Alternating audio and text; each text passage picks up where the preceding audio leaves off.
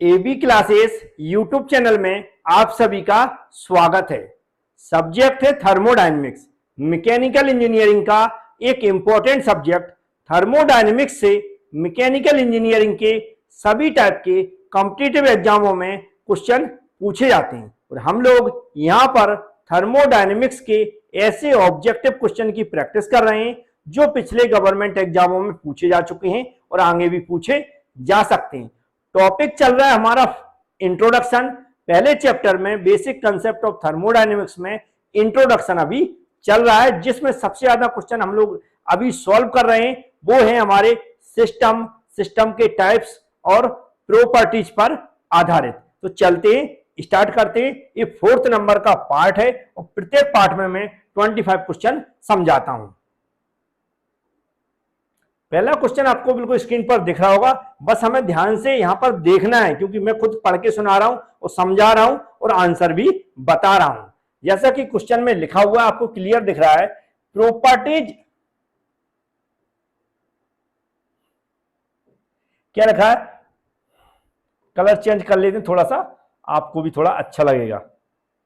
क्या लिखा, properties of the substance like pressure, temperature, density in thermodynamics coordinates are. Question में पूछा है जो थर्मोडायनेमिक्स की प्रॉपर्टीज में आते हैं, चाहे प्रेशर हो, टेम्परेचर हो या डेंसिटी हो, इनके कोऑर्डिनेट्स, इनके जो कोऑर्डिनेट्स होते हैं उनको हम किस तरह डिफाइन करते हैं। पाथ फंक्शन के रूप में डिफाइन करते हैं, पॉइंट फंक्शन के रूप में डिफाइन करते हैं, साइक्लिक फंक्शन के रूप में डिफाइन करते हैं, रियल फंक्शन के रूप में। तो हम जानते हैं, कभी भी आपने इनको ऐसा पढ़ा हो, पाथ फंक्शन या फिर क्या होता है पॉइंट फंक्शन, तो हम लोग ऐसे पढ़ते हैं पाथ फंक्शन पॉइंट फंक्शन में। तो एक पॉइंट अगर 1 मान लिया, 2 मान लिया, तो यहां पर प्रेशर क्या होगा, P1 होगा, और क्या क्या लिखा, टेम्परेचर क्या होगा, टेम्परेचर T1 होगा, इसके अलावा डेंसिटी D1 होगी। तो ऐसे यहां पर क्या होगा, P2 होगा, यहां पर T2 होगा। तो ये क्या हो जाएंगे, 1 और 2 हो गए, मतलब पॉइंट हो गए। क्या हो गए, पॉइंट हो गए। पॉइंट हो गए तो एक कौन से फंक्शन होंगे, पॉइंट फंक्शन होंगे। तो हमारा कौन सा, बी वाला ऑप्शन एकदम राइट हो जाएगा। उम्मीद है इस क्वेश्चन का आंसर आप लोगों को मिल चुका होगा।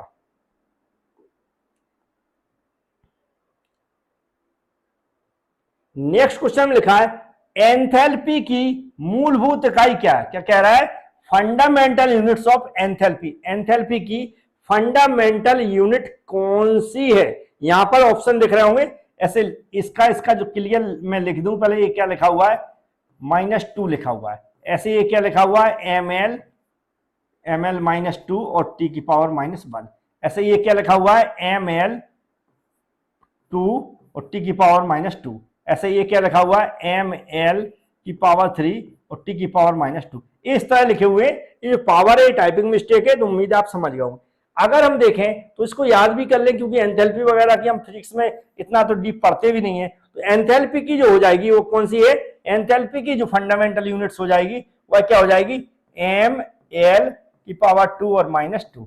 ये हमारी किसकी, एंथैल्पी की फंडामेंटल यूनिट है। तो हमारा सी वाला ऑप्शन एकदम राइट हो जाएगा। कौन सा सही हो जाएगा, सी वाला ऑप्शन एकदम से राइट हो जाएगा। तो हम इस पर टिक कर देते हैं, सी वाला ऑप्शन एकदम राइट हो जाएगा। तो चलते हैं हम नेक्स्ट क्वेश्चन की ओर। नेक्स्ट क्वेश्चन बड़ा सिंपल है, सभी से बनना चाहिए। क्या लिखा, यूनिट ऑफ वर्क। वर्क की यूनिट पूछ रहा है, याद रखें किसकी यूनिट पूछ रहा है, वर्क की यूनिट पूछ रहा है। सिंपल क्वेश्चन है, सभी से बनना चाहिए। वर्क की यूनिट क्या हो जाएगी यहां पर, वैसे किलो जूल तो आपने पढ़ी होगी, जूल भी पढ़ा होगा। तो यहां पर क्या लिखा, किलोवाट आवर। क्या लिखा, किलोवाट आवर लिखा, क्या लिखा, किलोवाट आवर। तो इसका कौन सा ऑप्शन राइट होना चाहिए, बी वाला ऑप्शन एकदम से राइट होना चाहिए, किलोवाट आवर हो जाएगा। तो उम्मीद है इसका भी आंसर आपको मिल गया होगा।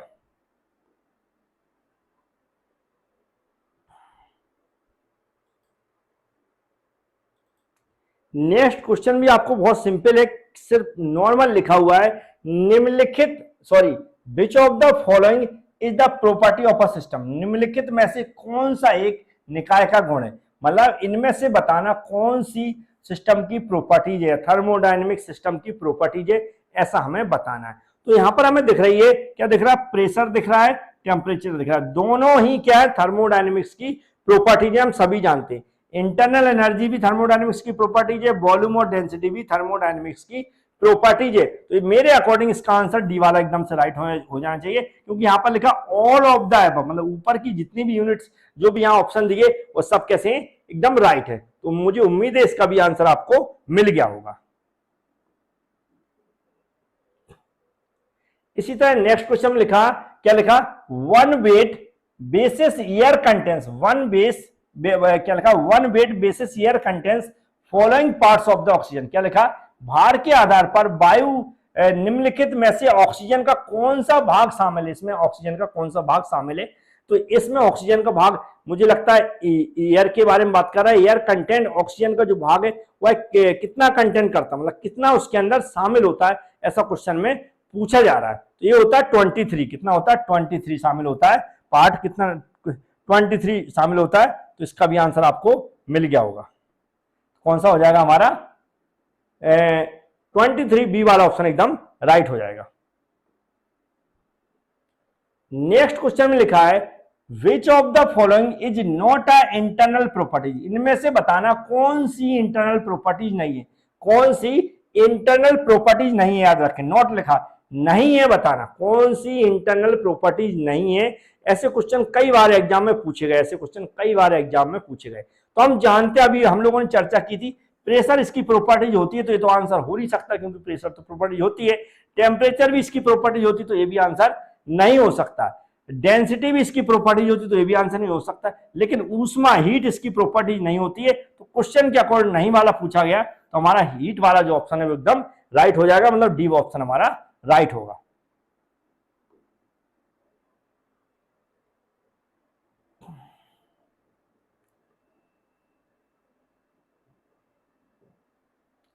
नेक्स्ट क्वेश्चन में लिखा हुआ है which of the following items is not a path function. क्या पूछ रहा, पाथ फंक्शन की बात कर रहा है, वो भी नॉट, मतलब इनमें से बताना कौन सा पाथ फंक्शन नहीं है, कौन सा पाथ फंक्शन नहीं है, क्वेश्चन में पूछा गया, याद रख, कौन सा नहीं पूछा गया, कौन सा पाथ फंक्शन नहीं है। तो यहां पर हम देख रहे हीट और वर्क दोनों ही पाथ फंक्शन है, हीट और वर्क कैसे हैं, दोनों ही पाथ फंक्शन होते हैं।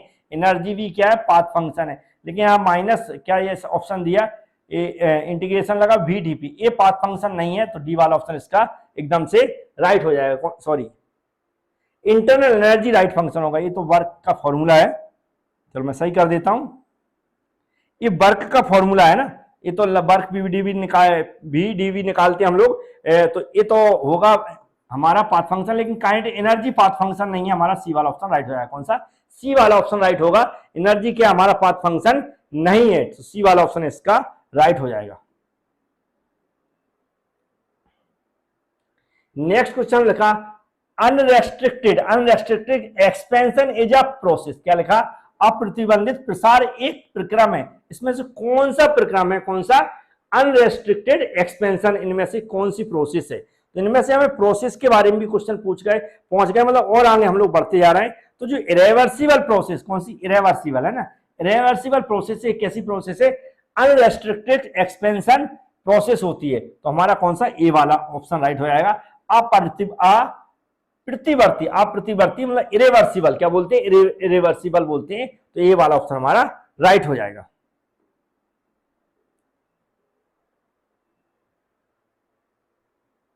नेक्स्ट क्वेश्चन में लिखा हुआ है, क्या लिखा, निम्नलिखित में से कौन सी मात्रा निकाय के गुण को व्यक्त नहीं करती। क्या कह रहा है, which of the following quantities do not present the property of the system. इनमें से बताना कौन सी ऐसी क्वांटिटी है, कौन सी क्वांटिटी है जो सिस्टम की प्रॉपर्टीज को रिप्रेजेंट नहीं करती। क्या करती है, जो सिस्टम की प्रॉपर्टीज को रिप्रेजेंट नहीं करती। इनमें से बताना ऐसी कौन सी क्वांटिटी है जो सिस्टम की प्रॉपर्टीज को रिप्रेजेंट नहीं करती है ना, रिप्रेजेंट नहीं करती पूछ रहा है। तो इसमें देखेंगे ये वर्क हो गया, ये हो गया, ये तो सेम ऑप्शन नहीं दी, हाँ दोनों ही हो गए।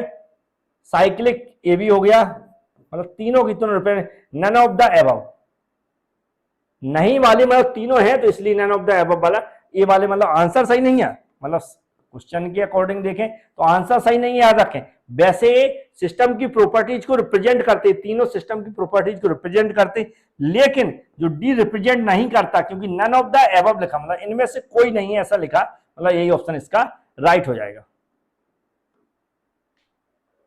नेक्स्ट क्वेश्चन में लिखा हुआ है स्पेसिफिक हीट ऑफ एयर, क्या लिखा, specific heat of air at constant volume CV is equal to, question पूछ रहा है स्पेसिफिक हीट की वैल्यू पूछ रहा है किसकी, कांस्टेंट वॉल्यूम पर सीवी, जो सीवी है इसको हम क्या बोलते हैं, specific heat at constant volume, क्या बोलते हैं, specific heat of constant volume. इसकी एयर के लिए वैल्यू पूछ रहा है, एयर के लिए इसकी कितनी वैल्यू होती है, एयर के लिए इसकी कितनी वैल्यू होती है, क्वेश्चन में पूछ रहा है। इस सभी लोगों को याद होगा यदि ये न्यूमेरिकल क्वेश्चन आपने सॉल्व किए होंगे, न्यूमेरिकल क्वेश्चन सॉल्व किए होंगे तो 0.17 कितनी होती है, 0.17 होती है, मतलब हम ऐसा लिख सकते हैं सीवी इक्वल कितना होता है 0.174 एयर के लिए, है ना, एयर के लिए। तो ये होती है, उम्मीद है आपको पता चल गया होगा। नेक्स्ट क्वेश्चन लिखा द एब्सोल्यूट जीरो प्रेशर, क्या लिखा, the absolute zero pressure can be attend at a temperature, absolute zero pressure हम कितने टेम्परेचर पर अटेंड करते हैं, कितने टेम्परेचर पर हम उसको एब्सोल्यूट जीरो प्रेशर के नाम से जानते हैं, कितने टेम्परेचर पर एब्सोल्यूट जीरो प्रेशर के नाम से हम लोग जानते हैं। तो यहां पर इसका ऑप्शन ही नहीं दिया गया, क्या है, यहां पर इसका ऑप्शन नहीं दिया गया क्योंकि शायद मुझे याद है कितना है -273 डिग्री, ऐसा कुछ इस पे मानते हैं। तो नन ऑफ दीज वाला ऑप्शन राइट हो जाएगा, ये तीनों के तीनों हमारे क्वेश्चन से रिलेटेड नहीं करते, तो नन ऑफ दीज वाला ऑप्शन हमारा राइट हो जाएगा।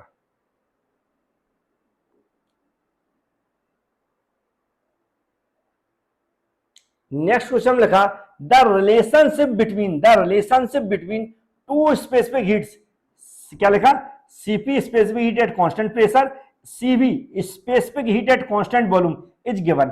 इनमें रिलेशन बताना है, इसका रिलेशन भी हम लोगों ने थर्मोडायनेमिक्स में कई बार पढ़ा है, इसमें रिलेशन कई बार पढ़ा है, यहां पर हम देख रहे हैं इनके रिलेशन हमने कई बार पढ़े। तो यहां पर आपको रिलेशन ढूंढना है, तो हम आर इक्वल भी यहां पर लगा सकते हैं, है ना। तो हम क्या, सीपी माइनस सीवी तो हमने पढ़ा हुआ है, सीपी माइनस सीवी पढ़ा।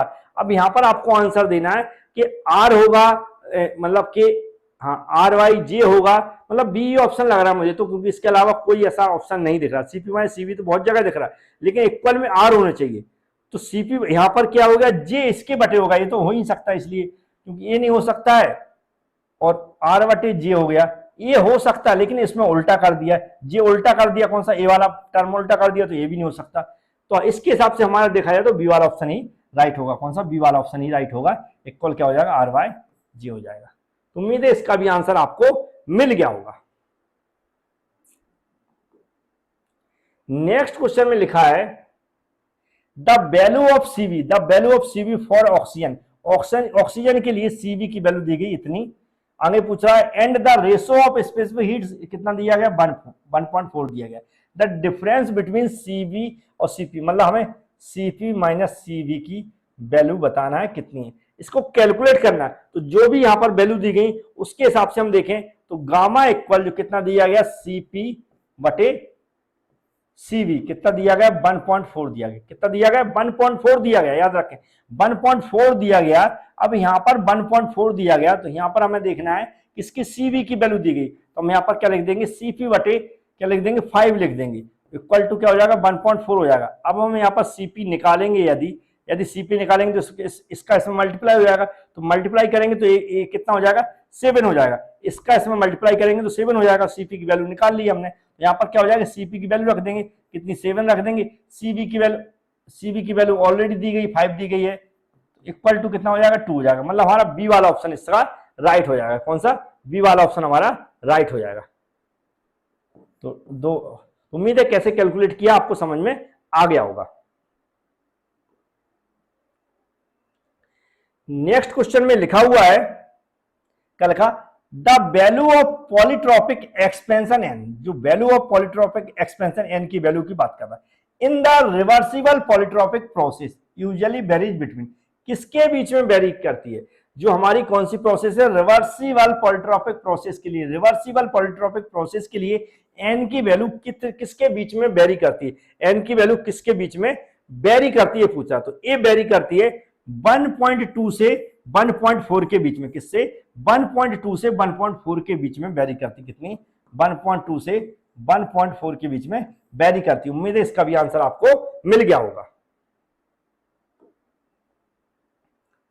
बहुत सारे स्टूडेंट जुड़ते रहते हैं और नए नए स्टूडेंट आते हैं, तो याद रखें कई स्टूडेंटों को पता नहीं रहता है। जो भी क्वेश्चन हम लोग यहाँ पर पढ़ रहे हैं, जितने भी क्वेश्चन हम लोग यहाँ पर समझेंगे, उन सब की पीडीएफ बनाकर मैं सभी आंसर पर टिक करके, मतलब क्वेश्चन और विथ आंसर की एक पीडीएफ बना के उसको मैं लिंक, जो भी लिंक जनरेट होती है उसकी लिंक को मैं, जो वीडियो आप देख रहे हैं, ये वीडियो देख रहे हैं, और इसी वीडियो में जितने भी क्वेश्चन हम लोग समझेंगे, उन सभी क्वेश्चन की पीडीएफ की लिंक मैं डिस्क्रिप्शन बॉक्स में दे दूंगा। इस वीडियो के डिस्क्रिप्शन बॉक्स में इसी वीडियो की पीडीएफ आपको मिल जाएगी। कभी ऐसा लगता है कि वीडियो देखने के बाद हमें जरूरत है कि पीडीएफ से भी थोड़ा कम समय में हम उसका रिवीजन कर लें क्वेश्चन का, या एग्जाम के टाइम आप रिवीजन करना चाहते हैं क्वेश्चन का, या चलते फिरते रिवीजन करना चाहते हैं, तो पीडीएफ की लिंक पर क्लिक करें, पीडीएफ ओपन हो जाएगी, आप कभी भी उसका रिवीजन कर सकते हैं। लेकिन उसके लिए आपको क्या करना पड़ेगा, चैनल को सब्सक्राइब करना पड़ेगा। चैनल को सब्सक्राइब कर लें, बेल आइकन पर क्लिक कर लें, क्योंकि ऐसे बहुत सारे वीडियो मैं लाता रहूंगा, और जब आप चैनल को सब्सक्राइब नहीं करेंगे, बेल आइकन पर क्लिक नहीं करेंगे, तो वीडियो आपके पास नहीं पहुंचेगा, तो आप पीडीएफ का भी फायदा नहीं ले पाएंगे। तो मुझे विश्वास है आप तैयारी कर रहे हैं किसी ना किसी एग्जाम की, उसमें थर्मोडायनेमिक सब्जेक्ट है, तो इस सब्जेक्ट की जितने भी 700, 800, 900 जितने भी क्वेश्चन की मैं प्रैक्टिस करवाऊंगा, वीडियो के साथ साथ आप पीडीएफ भी पढ़ना चाहते हैं तो चैनल को सब्सक्राइब जरूर कर लें। तो ये नेक्स्ट क्वेश्चन है, क्वेश्चन नंबर 15 है, इसको पढ़ते हैं और समझते हैं। क्वेश्चन में लिखा है the value of gas constant R, जो गैस का कांस्टेंट है आर, इसकी वैल्यू पूछा है एसआई यूनिट्स में, उसकी वैल्यू कितनी होती है। तो यहाँ पर हमने इसको तो बहुत बार न्यूमेरिकल क्वेश्चन में इसको यूज किया है, मैंने, जो आर इक्वल होता है 287 जूल पर किलोग्राम केल्विन। क्या होता है 287 जूल पर किलोग्राम केल्विन। तो ये इसकी वैल्यू होती है, याद रखें। तो यहां पर एक बार लिख भी देता हूं, इससे आपको और अच्छे से याद हो जाए, 287 जूल पर किलोग्राम केल्विन। मुझे उम्मीद है इसका भी आंसर आपको मिल गया होगा।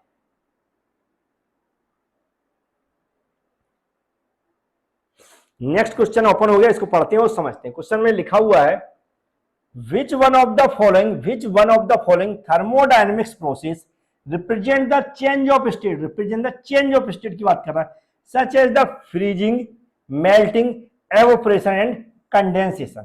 इनमें से पूछ रहा है कौन सी प्रोसेस है जिसमें ये क्रियाएं होती हैं। क्या कह रहा है, which one of the following thermodynamics, निम्नलिखित में से कौन सा एक ऊष्मीय गतीय प्रक्रम में थर्मोडायनेमिक्स प्रोसेस है जो भी स्टेट है परिवर्तन को दर्शाता है। जैसे हमारा स्टेट परिवर्तन कब होता है, अरे मेल्टिंग के कारण, फ्रीजिंग का है, एवोपोरेशन का है, कंडेंसेशन के कारण। तो इसमें कौन सी प्रोसेस हमारी दर्शाती है, तो इसमें दर्शाती है आइसोथर्मल प्रोसेस, क्योंकि आइसोथर्मल में टेम्परेचर के परिवर्तन के कारण टेम्परेचर कम होता है, ज्यादा टेम्परेचर कम हो जाता है तो फ्रीजिंग, मतलब कोई चीज जम जाती है, टेम्परेचर बढ़ जाता है तो पिघल जाती है, और टेम्परेचर बढ़ा दो तो बाष्पीकरण हो जाता है। मतलब जैसे हमारा एयर है, सॉरी वाटर है तो किसमें भाप में बदल जाएगा, अगर टेम्परेचर कम हो जाता है तो वाटर किसमें सॉलिड हो जाएगा, मतलब बर्फ में बदल जाएगा। तो ऐसे क्या हो जाए, वो इन सब की क्रियाएं जो हमारी ऐसी कौन सी आइसोथर्मल प्रोसेस में ऐसा होता रहता है, जैसा क्वेश्चन में लिखा हुआ है।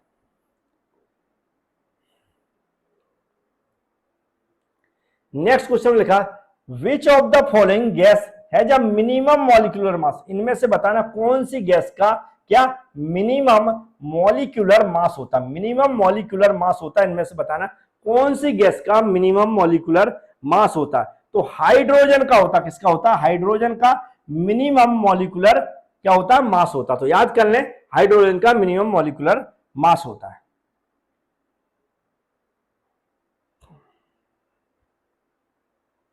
नेक्स्ट क्वेश्चन लिखा सॉलिड्स एंड लिक्विड्स है, ठोस और द्रव के होते हैं, इसमें से ठोस और द्रव के होते हैं, मतलब ऐसा ऑप्शन पूछा गया सॉलिड्स एंड लिक्विड्स है, इसमें ठोस और द्रव के होते हैं। तो 1 वैल्यू ऑफ स्पेसिफिक हीट, क्या लिखा 1 value of specific heat, 2 value of specific heat, 3 value of, तो ये जो पहला ऑप्शन है 1 वैल्यू ऑफ स्पेसिफिक हीट, ये क्या होते हैं, ठोस और द्रव के होते हैं। 1 वैल्यू ऑफ स्पेसिफिक हीट ठोस और द्रव के होते हैं, तो पहला ए वाला ऑप्शन इसका राइट हो जाएगा।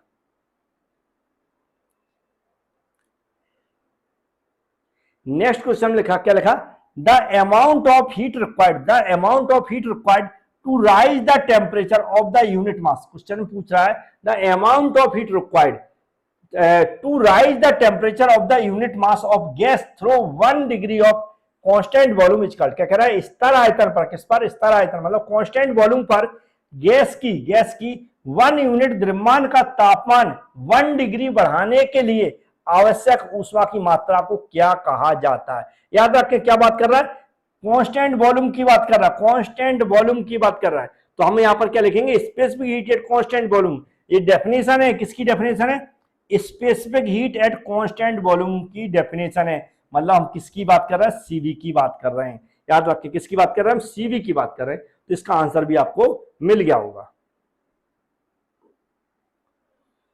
नेक्स्ट क्वेश्चन में लिखा हुआ है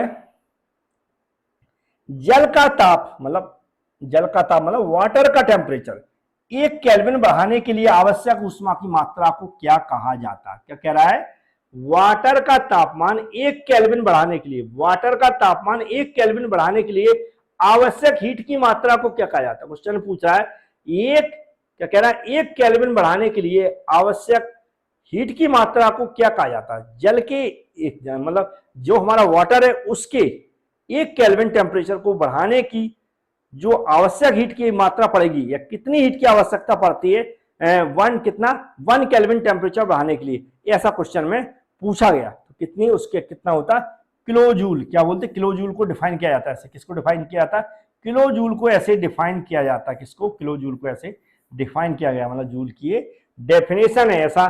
तो उम्मीद है इसका भी आंसर आपको मिल गया होगा।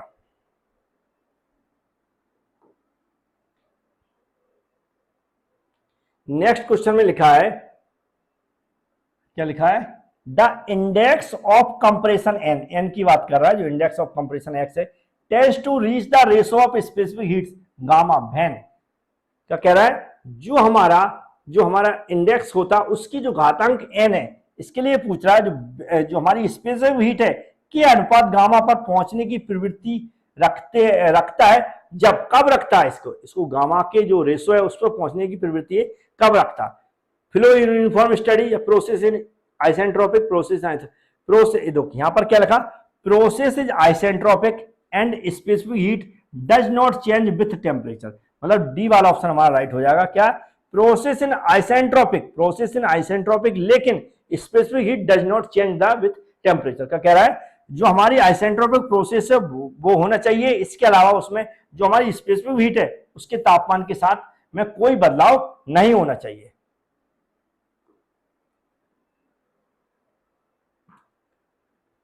नेक्स्ट क्वेश्चन में लिखा है the value of specific heat at constant pressure CP is that of eight constant volume. क्या कह रहा है, कांस्टेंट प्रेशर की बात कर रहा है। कांस्टेंट प्रेशर पर स्पेसिफिक हीट का मान, कांस्टेंट प्रेशर पर स्पेसिफिक हीट का मान कांस्टेंट वॉल्यूम की तुलना में होता है, कांस्टेंट वॉल्यूम की तुलना में कितना होता है, कम होता है या फिर ज्यादा होता है। सीपी की वैल्यू पूछ रहा है, कांस्टेंट वॉल्यूम की तुलना में स्पेसिफिक हीट का मान कितना होता, कम होता है या फिर ज्यादा होता, कम होता है या फिर ज्यादा होता। तो कैसा होता, मोर देन मतलब ज्यादा होता, अधिक होता, मतलब सी वाला ऑप्शन हमारा राइट हो जाएगा। अब एक क्वेश्चन है, इनके आंसर ही याद करना पड़ेंगे।